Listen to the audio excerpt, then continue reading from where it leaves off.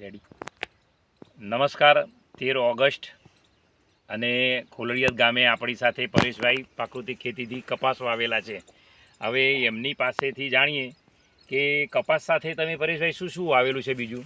આ વર્ષે કપાસ સાથે કાકડી, તરબૂચ, મગ, અડદ, મઠ, ચોળી, મકાઈ અને વટાણા આટલા સહયોગી પાક તરીકે આપણે ડેમો કરેલો, જેથી કરીને ધરતી માતાને એક આચ્છાદન આપણે કહીએ કે વારંવાર પાક બદલાતા હોય એમ આચ્છાદન ન થાય એમ, પણ એનો ડેમો આપણે કર્યો તો સારું એવું પરિણામ પણ મળ્યું.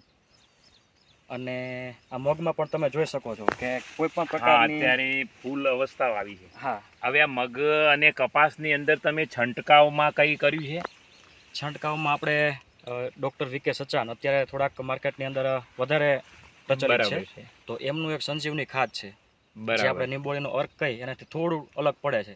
બરાબર. એના સ્પ્રે કર્યા છે. પછી આપણું જે ગ્રીન કમાન્ડો ગ્રુપ, એનું 10 પર્ણી અર્ક, બરાબર, એની સાથે 250 ml ગૌમૂત્ર અને 250 ml તામ્રયુક્ત છાશ, એનો પણ ડેમો કરેલો છે.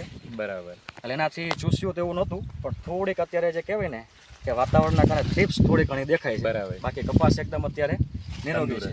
ફૂલ ભમરીની સંખ્યા પણ સારી જોવા મળે છે. જુઓ, હવે પરેશભાઈએ અત્યારે એમની જે માનો કે કહ્યું છે કે કાકડી અને બધા જે વેલાવાળા શાકભાજી વાવ્યા હતા એ બધા અત્યારે આચ્છાદનથી લઈ લીધેલા, આચ્છાદન તરીકે કામ કરે છે.